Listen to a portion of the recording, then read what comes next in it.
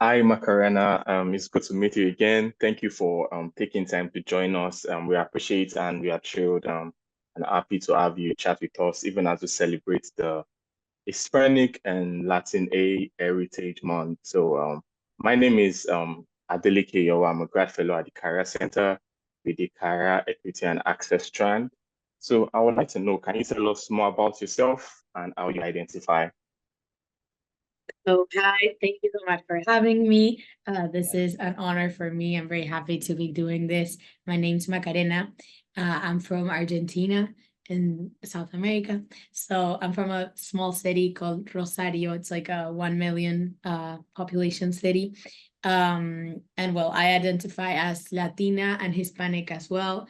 Apart from being from Argentina, I have heritage from Spain, so that's something kind of important too for my identity. And I wanted to do this because I'm very proud of where I come from, and I try to take my nationality, my Argentinian nationality, everywhere I go.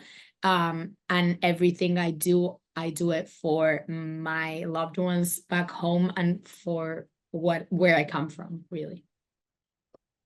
Thank you so much for sharing that with us. I like the fact that you're telling us so much about your identity and how important it is to you. So just to go further into the question, how do you connect the Hispanic and Latin Heritage Month, Yeah. and what or why do you feel it's important to celebrate?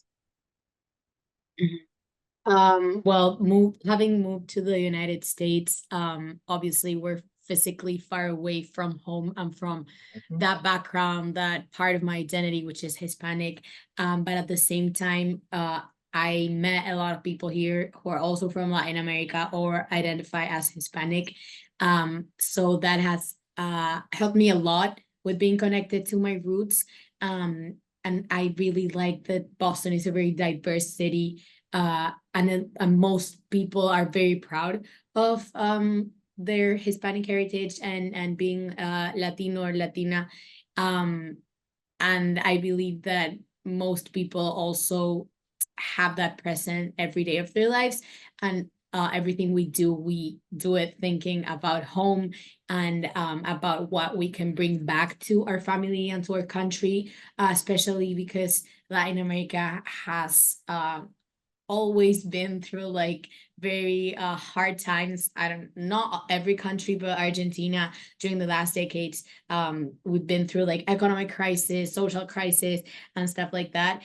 And that's a reason why I had to leave the country, to look for better opportunities and grow as an individual and as a professional and as a student and everything. So everything I do, I have that present, like my nationality and my heritage, because I would like to go back to my country someday and bring back everything I've learned and have a positive impact there. Yeah. Oh, thank you so much. I'm glad you started like shedding or you're already talking about identity and how important your Hispanic identity is to you. So just to put it in better context, how has your cultural identity motivated or supported you in your studies and your career goals? As I just said, I try to take my background and my identity everywhere I go in this sense. And I feel like every time I have a chance to like talk about my country and my city, I do it. I take that chance, and I usually connect it even to some like academic work. Like I study Hmm. international relations, so it's also highly connected because I really like fostering like intercultural, international relations between people and between groups and everything, always representing my country. So for example, I had this class last semester when I studied abroad in Madrid, actually, which was comparative politics, and I actually did my final research paper on the history of Argentina and the dictatorship that was in the late 20th century, and I like compared it to the dictatorship in Spain. So I think that I was kind of bringing my nationalities to my work and telling people about history, some parts of history that are not mainstream, probably for a lot of people here in the US or in other European countries as well. I also had another class called intercultural communication, in which I did a presentation talking about Argentina and our traditions, our culture, and what are the values that we have present. So I feel like I try to connect it as much as possible, and I hope to someday be able to also connect it into my professional journey. Since kind of my dream job would be the UN, and I would love to like represent my country there. And I hope to do that someday. And if it's not in the UN, in some other like big organizations, I would love to work for my country or representing my country. Thank you. Thank you so much. I just like the fact that the way you're tying as seeing identity as a very important part of us. Like we can't separate ourselves from our identity, and Exactly. the way you put it in every aspect, academic and your social life, is just very profound and very interesting to know. Yeah, just to push it a step further, we all know how important social capital and connections are. So I would like to know, how have your connections with people inside and outside school influenced your academic decisions? And just to push it further, that in terms of mentor, what do you do, or what do you find most helpful about having a mentor? I'm trying to just tie the two questions together, talking about social connections and how or what have you found helpful with having a mentor? So regarding my connections with people, I feel like coming from this city, Rosario, it's like a very small city. It's not diverse at all.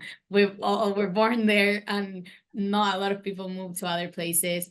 Everyone is very similar. I would like to say, obviously not in every aspect, but in terms of diversity and experiences. So you're interacting with the same people for almost your whole life. But I had the privilege of moving out of the city and to other countries, and obviously starting interacting with very different people with very different experiences, with very different mindsets. And this has completely opened my mind and my ideas and how I view the world as well, I would say. I don't think that if I would have stayed in Rosario, I would probably not be here and not studying international relations. I feel like it completely shaped the way in which I perceive our society and what I want to like, what effect I want to have in like the world. I've learned a lot from the different people I met and their different life experiences, the different problems that one country has, and even different people in the same area have. And I think it's very, very helpful to for this to become like for you to become a more open-minded person. And yeah, I just think that throughout my life I've learned a lot, and it has definitely shaped what I want to do in the future, which is like getting involved in like the international realm of politics and foreign policy, and like tackling like issues that connect different countries, like immigration or education or sustainability, which I think that are problems that are seen on our everyday lives, and connect people from different backgrounds and places and everything. Oh, and you asked about having a About mentor. the mentor, yeah. About the I'm not mentor, what? very I'm not very sure about that. Like I meant to ask you before. Um, I don't know if I have a mentor. Like I don't really know what you meant by that. Okay, just pretty much if you have a mentor, and what's most helpful about Mhm. having one around the corner, someone you could just walk up to and just ask questions about maybe something relating to your academics, your profession, Mhm. like a Okay. decision you want to make. Yeah. Yeah, I can use the experience. Last year, I had a mentor within the Career Center, which was Christina. Her family is from Latin America as well, but she has lived here her whole life. And she was my mentor in like terms of professional development and like Yeah. growing in your career and stuff like that. And I believe that our relationship as mentor mentee was super helpful, because she was able to give me a lot of advice on like how to move around the American job environment as an international student, which is something that I've really struggled with, because it's super different than in Latin America. And it's how like our own university motivates us to like start looking for internships and jobs and like make your way through your industry. It's like very different. And I was like kind of scared, because I was like, oh my God, like there's so much stuff that I have to do, and I'm only 19 years old. But she was super helpful with this. She was giving me a lot of tips on how to apply what they're looking for, how to like also like organize a plan on how to start like moving around your industry and stuff like that. And also she had Hispanic heritage as well and Latin American heritage. So we really like relate to each other, and we were also able to speak in Spanish, which is something I really appreciate, because speaking in English for the whole day, it's like, oh my God, I'm like so tired. And I really like I really like having like an hour on the week, which I was in which I was speaking Spanish, but also like doing things related to school and to my jobs or internship search. Yeah, thank you for sharing that story. I can just relate to the mentor-mentee relationship, having someone to just walk up to ask those very like funny questions we have, or those very like Yeah. questions we have, and they're able to just connect with us on our level. Very, very, very interesting.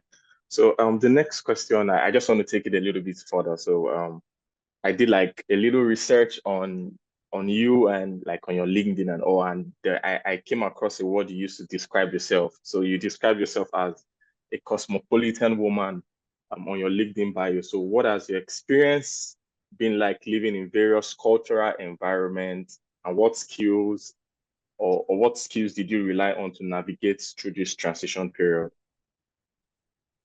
So just to give context, I moved away from Rosario when I was 13. I moved to Peru, to Lima, the capital city, because of my dad's job. I moved with my whole family, and I stayed there throughout my whole high school. And I went to an international school kind of, so they were super like strong on the idea of like studying abroad and like applying to universities in the US and in Europe.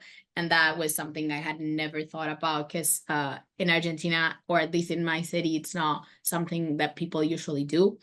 So then, well, I was like, yeah, I think I want to study abroad and like move to a different place that I've never been in before. And well, that was why I applied, and I ended up committing to Suffolk here in Boston.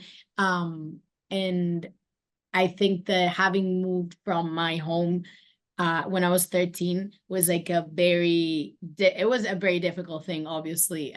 I feel like at 13, it's the age when you have your friendships kind of defined, and you have your life, your family, your activities, your school.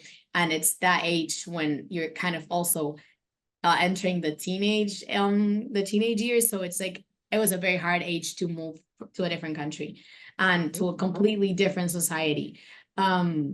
And it was hard, but I think that after the years went by, I could start seeing it as a very positive thing in my life.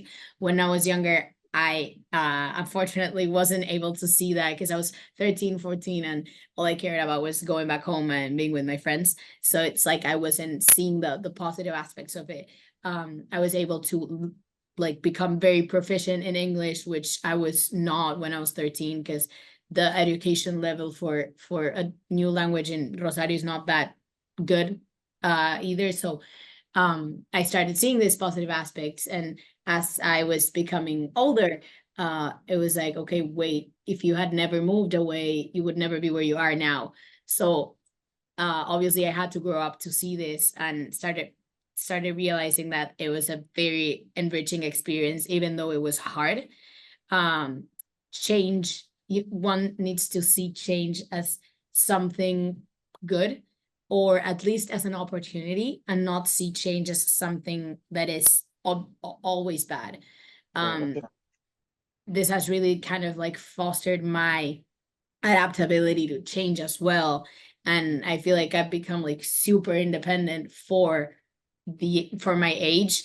I learned how to be fine with just being with myself. And obviously I have friends, but I'm very, very far from home. And sometimes it gets lonely and you start like thinking about your whole life and like, what am I doing? Like, is this the right thing or not? And this really helps on like building this mental health, like this idea of being fine with yourself and being sure about your goals and like the purpose behind why you're doing this. And also, as I mentioned before, my throughout these experiences, I've become much more open-minded, and I feel like I see the world in a way that would not have been possible if I hadn't been like moving around and experiencing different cultures and backgrounds. Thank you for sharing that the whole concept of being open-minded to new things, to meeting new people. I believe it's something we cannot take for granted when it comes to navigating new people or new cities, new settings, and a new society or country entirely. Yeah. The next question also um like based off what I researched on you something profound I found about you on your bio was the fact that change is a shared responsibility. You mentioned that change is a shared responsibility. So I'll actually love you to elaborate more on this view of change being a shared responsibility. Yeah. That everyone, obviously, some people have more chances to do this, and because some people have more privileges and more opportunities to do this, but I feel like everyone needs to be part of the change that we want in our world, regardless of your major or career path. I was talking about this with my dad like 6 months ago, and we were saying like, you can be an engineering, you can be a mathematician, but you can be applying what you learned and your knowledge and your experience into something good. And I feel like as long as you're doing that, you're bringing your own impact into what we want for the future. And I know this can mean different things for different people, but overall, we want the well-being of our world and our people. And I think it's super important that every day you have that like purpose in mind. And it's just that living in at least in the, I feel like the whole world has this mindset, but the US is like such a capitalist country, and it's like the drive for everything is like making money. It's like, oh, sometimes it's like so frustrating that obviously everyone wants to make money and like have a good living standard, but it's like you can do that, but at the same time have a positive impact on the world and on the people. And I think that's something, as I said, that is the responsibility of every single citizen of the world. And I like to think like that and to have that kind of present into like my everyday like actions. Oh, thank you very much. That was very insightful. Change is a shared responsibility. We bring in every skill set we have, every experiences we have, and just make a positive impact any way we can as much as possible. Thank you so much for that. So my next question, if you could give your younger self a piece of advice, what would that be? Or what would it be? Yeah. First of all, I would say, I would tell her, um, be more grateful of where you are and what you have, because literally, like, such a small percentage of the world has what I have today and is where I am today. So it's like I want to be more grateful each day, and I would have liked my younger self to do that as well. And also, as I kind of connecting to what I mentioned before, like embracing change as an opportunity rather than as something scary or bad. Obviously, it's scary. She was very scared, but I would tell her like embrace it as an opportunity and try to grow within that change, because everything will be fine. I would tell her like everything will be fine. Just like breathe. And also the last one would be kind of live in the moment and be present in the moment that you are, because time, I feel like time flies by so fast, and in the blink of an eye it's like I will be graduating, and I like her to be more present and to appreciate the present moment too. Well, thank you so much. Thank you. Thank you so much for sharing, for the great insights you've shared with us today. So I don't know if there's any other thing you would like to share, like any other thing you like us to know I about. just I just wanted to thank you for the space to do this. It's I always I really like talking, if you hadn't noticed. I love talking and sharing We my love listening experiences. to you. I really like exchanging experiences with people, and having these conversations. I think it's super valuable, and we can get a lot from other people as well, and having this space at school is amazing, and I'm looking forward to also taking a look at the other interviews. I really like this conversation, and I think it's a good space for reflection as well, so Yeah. thank you. Yeah, thank you. Thank you so much, Macarena, for stopping by. We really appreciate you for taking time to have this chat with us, and happy Hispanic and Latin Heritage Month. Thank you. Thank you so much.